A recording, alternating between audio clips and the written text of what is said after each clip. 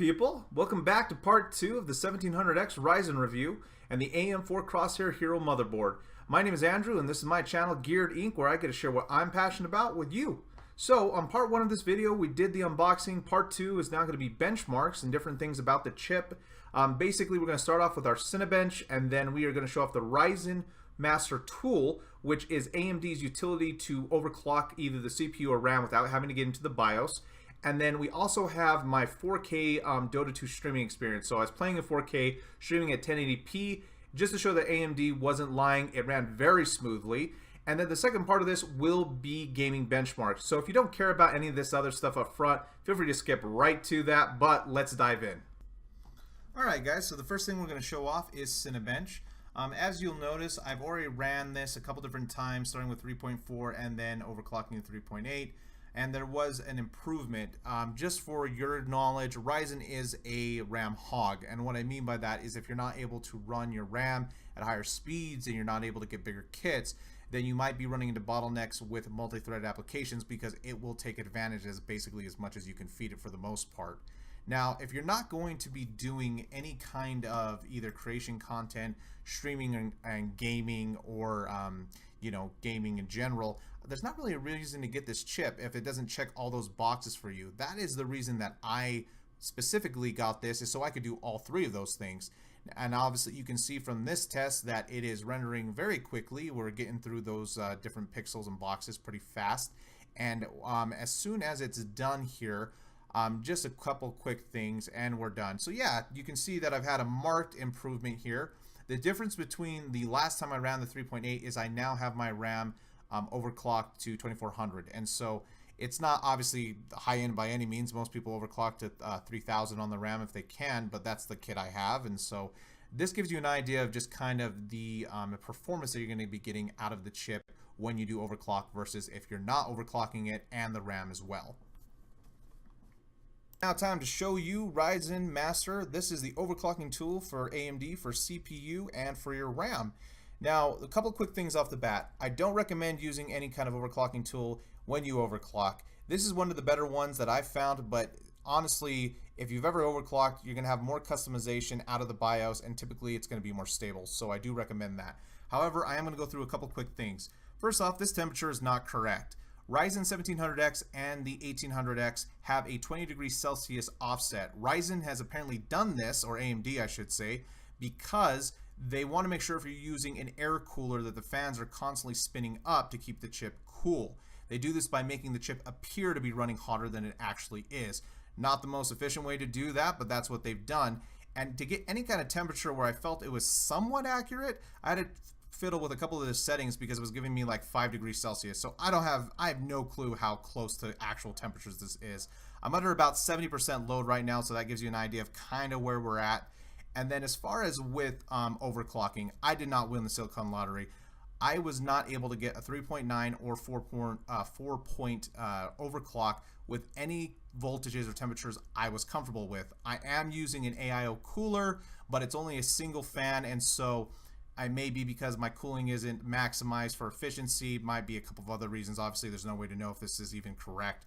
But I'm just going to show you the utility. So this gives you an idea of what it looks like.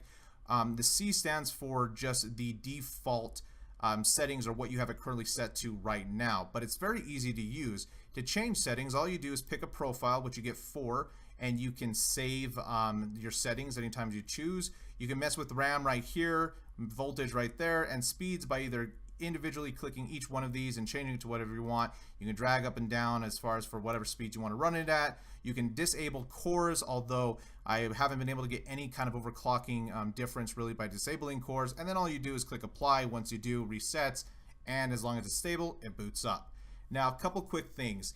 If you do overclock the chip, it disables the extended frequency range technology that is built inside, along with precision boost, which is basically AMD's version of boost that Intel has.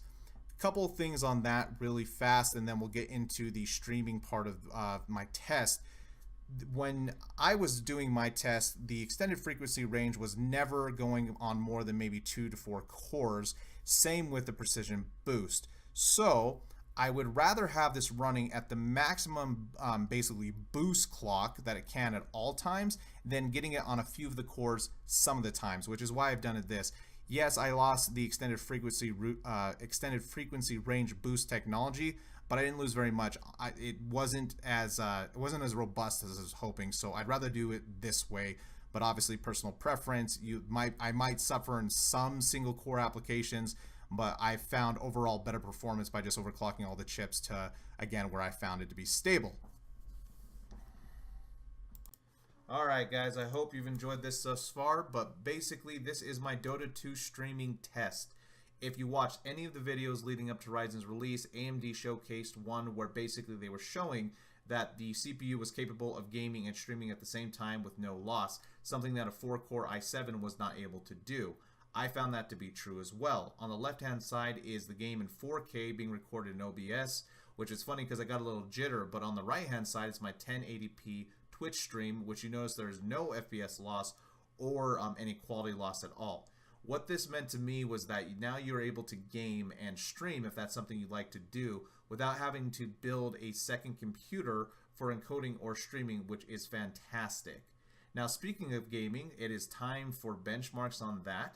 So I hope you've enjoyed the video thus far, but let the gaming benchmark montage begin.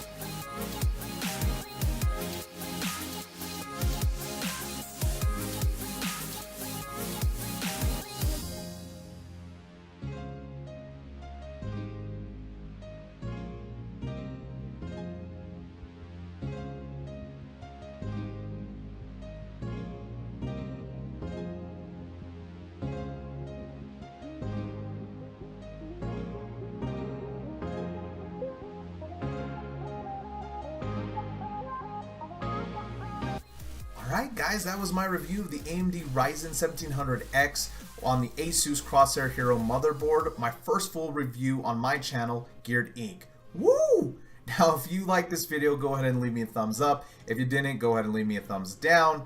Get subscribed, leave a comment. Knowing that there are people out there that want me to make these videos is definitely going to help me stay motivated, but I'm going to make them anyway. And so until then, we hope to see you next time here on Geared Inc.